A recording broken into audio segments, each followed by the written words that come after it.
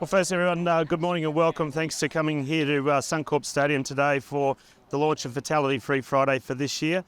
Fatality Free Friday has been going since 2007. It's grown to become Australia's largest community-based road safety campaign.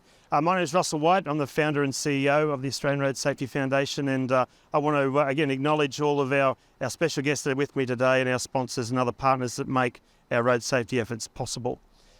For this year, Fatality Free Friday is about trying to see in a cultural change. It's about trying to understand that each of us are part of a much larger road safety puzzle, and each of those pieces are absolutely critical. No matter how we're using the road network, we all have a role to play. I think the other thing we want to try and encourage is more of a social connection now with other road users, and that's why we're also bringing back in the wave, and I'll talk a little bit more about the importance of that thank you wave in just a little moment. I think the other thing that's important is that whenever we launch a campaign, and certainly our target day for Fatality Free Fridays really all the way through May, with the target on the end of May, but it's about trying to represent the road safety statistics in a different manner. I think a lot of the times people see road safety or hear about road safety from a single number that they might hear on a TV report or in a newspaper, and they don't often hear about the impact that person has had on their community or their family, and the ripple effect of that loss. So Fatality Free Friday is about communicating that, about demonstrating the numbers in a slightly different way, but also engaging the broader community to understand that the keys to road safety really do rest in our hands. We do have a couple of speakers this morning. The first one that I would like to bring to the microphone is Mr. Lou O'Brien. Lou's the federal member for Wide Bay, and he's also the co-chair of the Parliamentary Friends for Road Safety. Lou.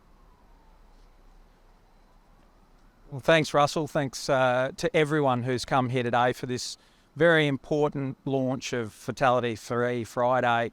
I want to pay special mention to Steve, Vanessa and Chelsea, who are the family of Kobe, whose hand we see on the wall today. It takes a real level of bravery and commitment to come forward after what they've experienced in losing a family member, to help in the cause to save other Australians, and I really, really appreciate what they're doing being here. To all the other people that have come today, our celebrities, politicians, corporate people, we all have a responsibility and a role to play in road safety. It's everyone's responsibility. We all get behind the wheel of a car or a motorbike or some form of transport or as pedestrians, and we all need to own our share and help others. And when it comes to helping others, there's no better on the organisation on the road safety landscape than the Australian Road Safety Foundation. They've been around since 2010, and I've had a lot to do with them as the chair of the Parliamentary Friends of Road Safety. And Fatality Free Friday is just a small section of what they do. They also run programs, awareness programs in schools like Road Set, which is making a tremendous difference amongst young people, embracing technologies to get that message out there. Rural Road Safety Month. For me as a rural MP, and the statistics on rural roads really are terrible, that campaign is vital in saving lives. So I really do appreciate and thank the Australian Road Safety Association for everything that they do. As a former police officer and traffic accident investigator, I've seen my fair share of trauma on the roads, and as a legislator, I give a commitment to do everything that I can to ensure that we build safer roads, we make sure we're using safer motor vehicles, and the laws that support those initiatives and those moves are the appropriate ones to create that future where we don't have any fatalities. Thank you. Thank you, Lou. Thanks, Lou, and thank you for all your ongoing support as well. The next person on the microphone is Mr. Dan Wilkinson. Dan's the Executive Manager for Queensland and ACT for CTP at Suncorp. Dan. Thank you, Russell. As Australia's largest personal injury insurer, we see the effects that road trauma has on our community, on our customers, and on our people. Road trauma is preventable, and that is why we partner with the Australian Road Safety Foundation to help get out the important message that we're all responsible for safe road behaviours. We're taking a moment today to ask people, to consider how ready they are to use our roads. We can all take a moment to consider the role that we play in the puzzle that is road safety. If you're a driver, a passenger, or a pedestrian, we all can contribute to reducing road trauma. So today we're asking all drivers to consider how ready you are to use the road by considering the condition of the road and the vehicle you'll be using. We're asking passengers to consider how you can remove a distraction for the driver of the vehicle that you're in. We're asking pedestrians to look up from your phone, be aware of your surroundings before you cross the road. Road safety is a choice, and it's a responsibility that we all have when we use the road. Suncorp are asking people today to choose road safety, to visit arsf.com.au to see how you can make a promise to build us a fatality-free future, because the keys to road safety are in all of our hands. Thank you. Thanks, Dan. Thank you. As Dan mentioned just for a second there ago, that it's important that we share the human stories and we understand the roles each of us can play as individuals. And the numbers that you see represented from on the board here from the hands and also the pieces of the puzzle represent ultimately the around 1,100 lives that are lost on Australian roads every single year. So it's important that we understand there's more than just a number. There's a family, there's a community that's impacted by that. And to share her story, I'd like to bring to the microphone Chelsea Wellman. Chelsea is the sister of Kobe Wellman, who was killed in a head-on collision last year. Hello, my name is Chelsea Wellman, and I lost my big brother Kobe on the 3rd of January last year. I remember that day quite specifically. I just got home from a weekend away in the city for the New Year's celebration of 2022. I remember the last time I saw my brother. He was outside having a cigarette in our shed. I then watched him drive down our driveway. Little did I know that it would be for the last time ever. Kobe was travelling to Melbourne from our rural town Bairnsdale in East Gippsland to meet with an old friend. He was only an hour into his trip when he failed to see the car braking in front of him, leading him to swerving onto oncoming traffic and have a head-on collision with another car. Kobe died instantly from the impact. To tell you a bit about Kobe, he was best described as a happy, loving, caring and funny friend to many. He was a cheeky kid growing up that loved to get into some mischief. I distinctly remember memories of him dressing up in my clothes when we were younger and putting on mum's lipstick and mascara. He would also beg me not to tell mum and dad when he took it too far play fighting and would always let me get him back one more time as long as I kept my mouth shut. Kobe would love to crack a joke and never failed to make people around him laugh. Kobe was a teacher's aide at our local primary school where the kids and teachers truly adored him. Kobe was not long off turning 21 and was entering a new, exciting stage of his life after recently gaining his new freedom of having a licence and had made plans to further his career in teaching. He had just spent a happy Christmas with his family and friends. No one could have imagined how this life could get turned upside down so quickly. I was at home with my partner when I received a knock at the door from the 2 police officers on the afternoon of the 3rd, informing me that my brother had died. My dad was out with my siblings getting dinner when he received the phone call from me telling him to come home straight away. The way he hung up the phone and drove up our driveway, I could tell he already knew. My mother was on shift at work at our local hospital when all of this was unfolding. The police officers had to go break the news to our family for the 3rd time. I will never forget the sound of my dad's scream when he found out, nor the sight of seeing my mum collapse to the ground in the same driveway Kobe had drove down that morning. It wasn't until later that night that I had found out Kobe's car had caught fire after the accident with him still inside of it. Not only did we never get the chance to say goodbye to him, we were also left with not even having the option to see him at his funeral due to the injuries of the fire. He was instantly gone and we didn't have any last moment with him. The trauma that comes with losing a loved one is unthinkable. Not only do you grieve the loss of your loved one, but you grieve all the things that you're never going to have. Each day, my family have to start the day with the realisation that this isn't just a bad dream, but in fact our new reality. My big brother, that I've lived and grown up with my whole life, is no longer here. I have to struggle with the fact that my future kids will never get to meet Uncle Cobes and will never know just how great he was.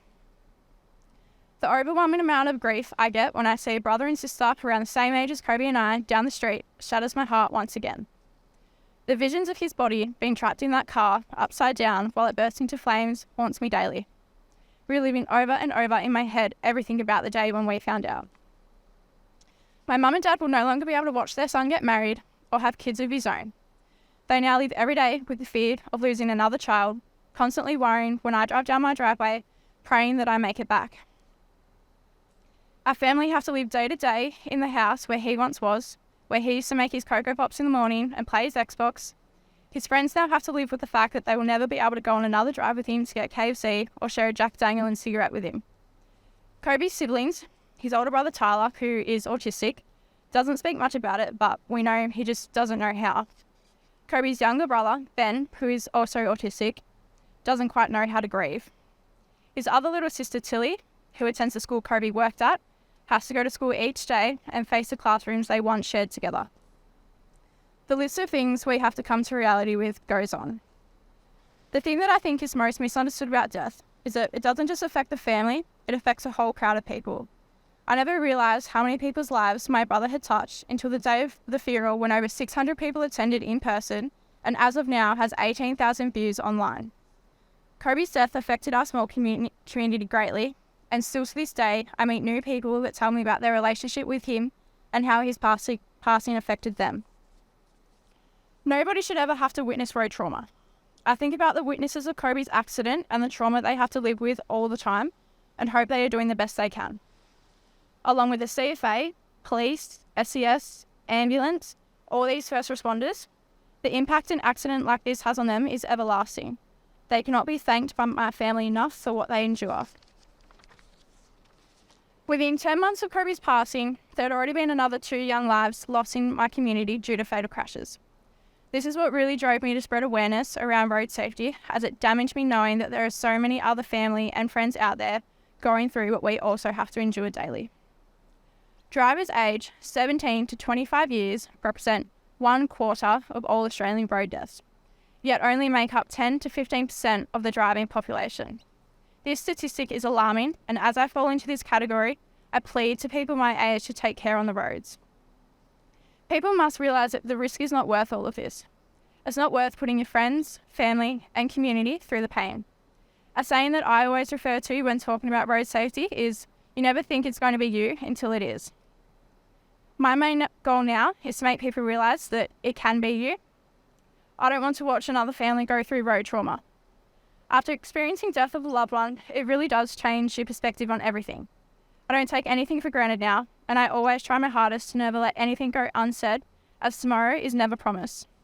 However, I hate that it has taken a tragic incident to realise this, and in reality, this is the story of many. Did he look at his phone? Did he play with the radio? Did he fall asleep? Was it simply inexperience? We will never know. So, I plead to everyone hearing this to concentrate. Don't let yourself be distracted, as a split-second mistake can have lifelong consequences for everyone you know and love for the rest of their lives. Don't be in a rush, keep your eyes on the road, and get home to your loved ones safely. Take my story and realise that it can be you and your family. So, today I beg you to choose road safety. Imagine how much better life would be if we lost no lives on the road. It is our individual responsibility to make this happen. Let's start with one day free of fatalities on our roads. True with us, Chelsea. Well said, Chelsea, and thank you for your courage in being up here today. And to Steve and Vanessa, thank you for yours too. We know it's always a very difficult time, and we certainly acknowledge Kobe as well today, and honour that you're with us today. And Chelsea, thank you again for your kind words. I think just taking on what Chelsea just said another step further is, again, the impact. You know, we can hear from her story and her family's story about just how devastating road trauma is. And as we said on the board before, every one of those handprints that's on that sign is the human face of road safety. It's the human tragedy behind that, not only for the individual, but for the countless thousands of other people that are impacted by that as well, whether that's an injury physically, mentally, or whether it's the impact that incident has had on an entire community. And I think, as Chelsea said, sadly, what we don't know is what those people would go on to achieve, what those people would go on to do. So we honour their memory today, and we certainly implore everybody to do everything they can to be part, as I said, of that road safety puzzle. I think the other thing to remember is often people will ask us, well, what can we do as that? Often I think road safety is seen as being something massive. It's something that a person as an individual feels they have little control over. And what we're saying is that we are responsible. We do have power over that. The keys are in our hands.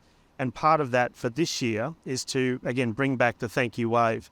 A simple gesture that builds connection, helps build resilience, and also makes people, I guess, more part of that road safety community. So that wave, in our view, is a critical first step in changing that road safety culture. Obviously, the Foundation can't do the work we do without the support of our partners. So to people from Suncorp and obviously Supercheap Auto, Subaru, Neuron Scooters, Personalised Plates Queensland, we thank you for your support. As I said, without your efforts, we simply couldn't do the work that we do. So we thank you all, and let's bring back a wave to bring in a fatality-free future.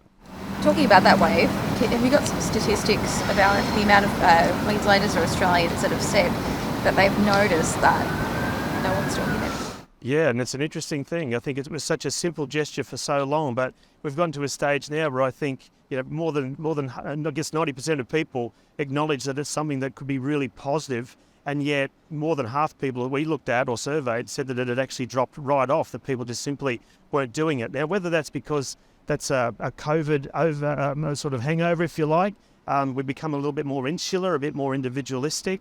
That's probably taken away. So we think by bringing back that wave, it's going to change that narrative. Do you think it's something that may be to do with the younger generation or younger drivers? Heard before that a quarter of that young age group make up for road fatalities across the country. Do you think that maybe the young people are the ones that need to do the work to bring it back? I think they're probably the ones that can help facilitate change the best. So clearly I think the aggression's right across the board, but I think we do see a spike in that next generation of road user. And I think we've seen from previous things in the past just how the power of that movement, if we can engage that next generation that's going to be on the road to be the champions, to be the road user leaders, people like Chelsea, again, sharing their story and taking that leadership position, we can turn that around. If there's an overrepresentation there, it is possible to turn that statistic around. And as well as, the wave, does it also come down to, flashing lights when there's a radar or something like that around? Is it all those sorts of things that, I guess, maybe being more friendly? Well, I think it comes back to an overall culture and clearly road rage. In fact, there's been some evidence in the last 24 hours of some horrendous road rage incidents, road violence incidents happening in Victoria because, again, someone tooted a horn, and it escalates very, very quickly. So we think if we can have that cultural connection, we often are very insulated when we're on the road. So by building that level of community, and it's as simple as, again, that thank you wave, not just for letting people in, but also for acknowledging if they've given way to somebody or someone on the pedestrian crossing. Such a simple thing, but it builds that connection between you and the people around you. I guess what's your advice to drivers? A lot of the frustration often comes from traffic or just the sheer amount of cars on the road, all trying to go to the one spot at one time. I guess what's your advice? Calm down or right? Take a deep breath, just relax. Look, I think there's no doubt our roads are continuing to change, and they always will do. And part of that, reducing that stress, again, the wave could be a simple start to that, but giving yourself more time to get to your journey or get to your destination. Don't rush the journey. Obviously, staying focused, that's another really, really big thing. And often with these incidents that occur when things do start to get out of hand, often it's just because someone hasn't indicated. It's a relatively minor thing that someone takes a grievance to.